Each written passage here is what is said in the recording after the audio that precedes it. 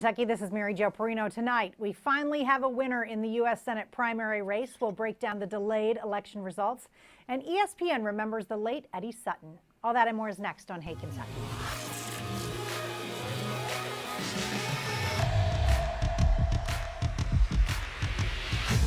Welcome to Hey Kentucky, along with LEX 18 sports director Keith Farmer. And Keith, the results of this election, we've been waiting, definitely a week, but it was supposed to happen in May, so this is a long time coming.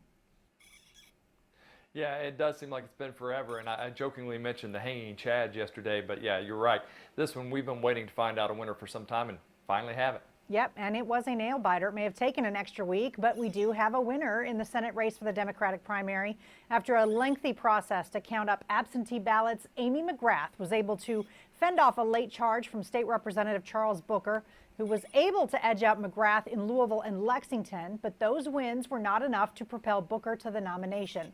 McGrath lost a bid to unseat Lexington Congressman Andy Barr in 2018, but she will now face longtime Republican incumbent Mitch McConnell in the general election. McConnell has reportedly raised an additional $1 million for his campaign in just this past week. And Keith, there will be so much money raised and spent on this election. It's going to be crazy. There's already Amy McGrath had so much money, and so did Mitch McConnell. I mean, we're talking about $100 million probably between the two of them. I mean, you already know who he has behind him, but we've started to hear more and more behind her leading up to this primary, and I can only imagine there will be more and more Democrats jumping on to get behind her as she heads in to go against McConnell now.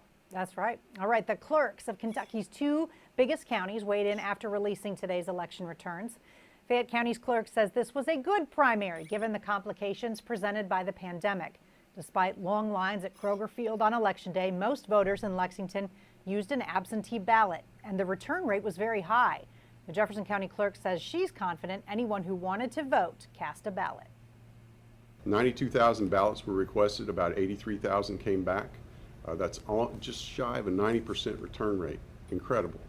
So Lexington did what we asked them to do and stayed home and voted like we wanted, and I think we've prevented what could have been a disastrous spike in cases had we all voted in person. We're going to be ready no matter what. We're going to give it our all as we did in this one, and at least we'll have a feel for it in November where we had nothing in the primary.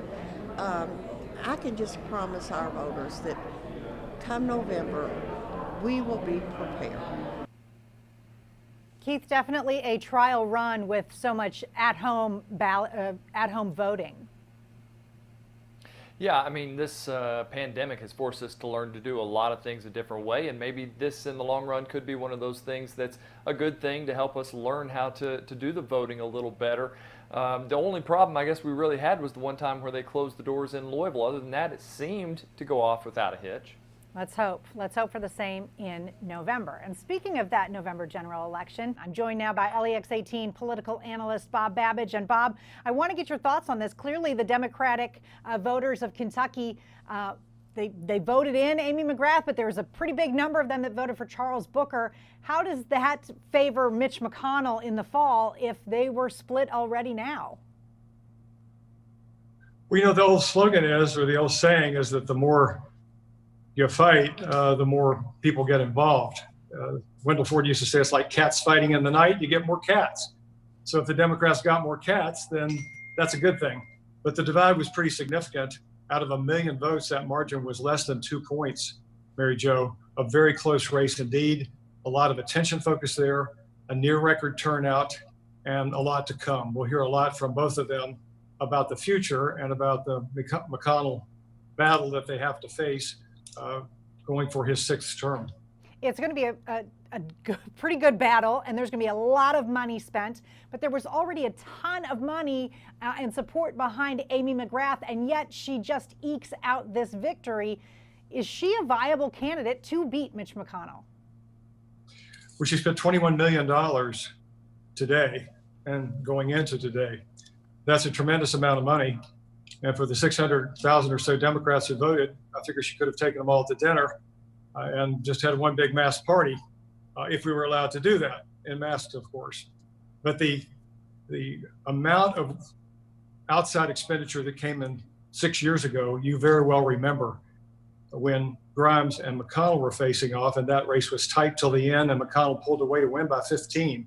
That was a terrific expenditure on not only the parties and the campaigns, but a number of others across the country. We will definitely see that again in Kentucky. Trump being on the ticket has got to help McConnell come November as well, yes? Yes, it does, and it will. The question is by how much. Last time Trump won Kentucky by 30. Right now he appears to be ahead in the matchups by about 20.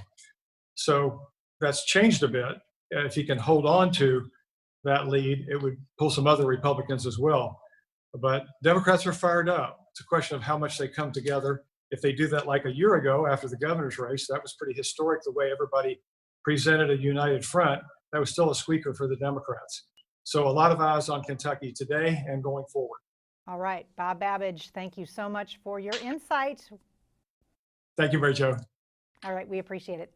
All right, coming up next on Hey Kentucky, we'll cover some more topics of the day. That includes a look at the documentary that tells the up and down story of former UK basketball coach Eddie Sutton. Stay with us.